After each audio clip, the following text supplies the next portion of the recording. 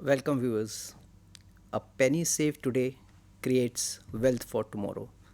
With this motto and mantra in mind, for the next 1 hour, I'll be briefing you on a very relevant topic for today, which is wealth creation. So, before starting the session, I would like to thank IEPFA Authority for giving me this opportunity to deliver this knowledge series for your esteemed viewers. So, not wasting much of the time, let's dive into the presentation. So, before the presentation, I would like to just set up a layout what I'll be briefing on the entire presentation. It will be of approximate an hour. And during the presentation, I would be briefing you upon the importance of wealth creation. What is the meaning of the wealth creation, what is its importance, and definitely what are the strategies which could help you to create wealth. So let's deep dive into the presentation. So, first is wealth creation, meaning, importance, and strategies. So, to begin, there are two basic questions which comes in our mind. What is wealth and what is wealth creation? So, if I go to a plain vanilla Oxford meaning, first I'll take the literal meaning. For the wealth, it's abundance. Anything which is in abundance is called wealth. So, for example, I can have 100 acres of farm inherited, from ancestors can be a wealth for me. But since we are talking in financial terms, so anything which is related to money becomes a wealth, abundance of it. So, say for example, it can be cash, it can be gold, it can be real estate. So, abundance of this is called wealth. Now, again, a literal meaning of wealth creation is anything which helps in increasing the debts and reducing the debts over the time.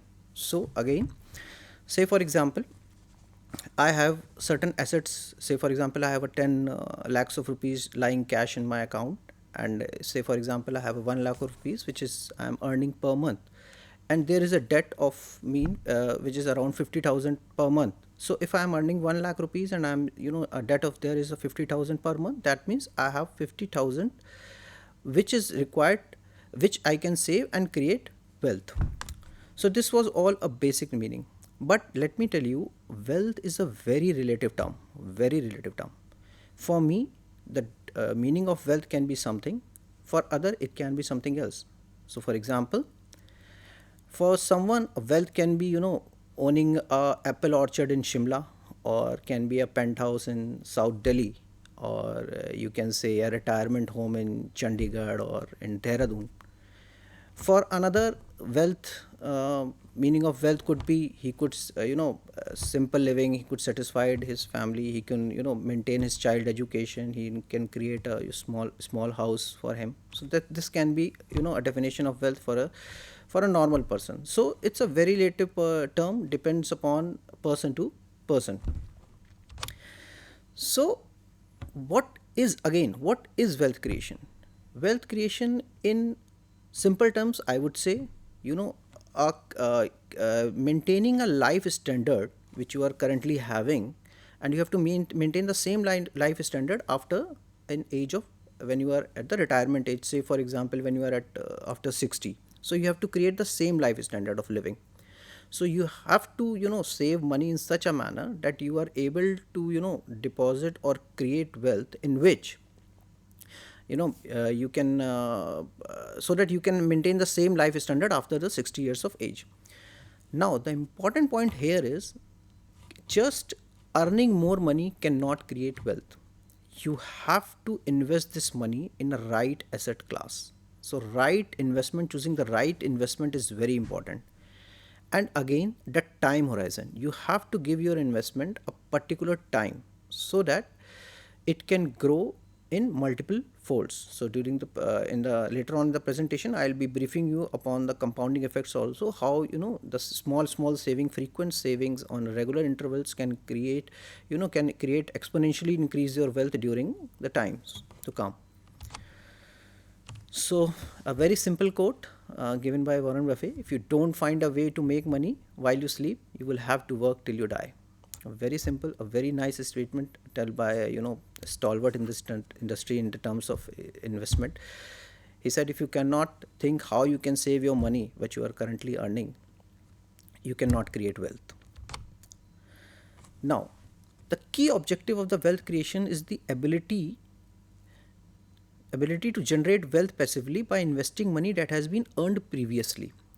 So, how can you create wealth? You can create wealth in two manner. One is by profession, and profession is how in profession by your earnings that you earn by your profession. So, whatever you earn, if you cannot save it and channelize in a proper asset class or a proper product, I would say, wealth cannot be created. So, if you channelize in a proper manner, the savings grow over the time and add wealth to the investor to achieve his short and long term goals. Now, how to choose the right investment for creating wealth? Now, I would like to quote few examples out here. I have used multiple jargons till now. Like for example, time horizon. I have used. I have used. You have to have right investment, right asset class. So what is the right investment? How to choose the right investment? There is plethora of investment products available. I would say there are SGB available, sovereign gold bonds are available. There is equity available, derivatives are there, commodity is there. You have post office schemes are there. There are multiple products which are available for you to invest in market. How to choose the right investment? What should the product that should be it in my portfolio so that it can garner better returns for future and help me grow my wealth. Secondary, the safety of our investment is also important. You know, it should not be like that when I need this money at the time, the returns are not there. So safety of the investment is very, very important. In Indian context, everything is to safety. Everyone wants good returns, good wealth, but completely secured. It is also possible. During the course of the presentation, I'll tell you how can you achieve it. And you have to prioritize your growth of your investments, and that point is also very important. Now I would like to focus on the main two hurdles that is very important for the wealth creation. Now, inflation and tax, these are the two major hurdles which really, these are the major two hurdles which really stops you of your growing your wealth, stops in growing your wealth. I'll quote very simple examples in it. uh, Say for example you are earning 100 and your earning grows by 10%, your salary increased by 10%, so it becomes 110. Now earlier your expenses were rupees 60 and your saving was 40. When you were earning 100 rupees, your expenses were rupees 60 and your savings were 40.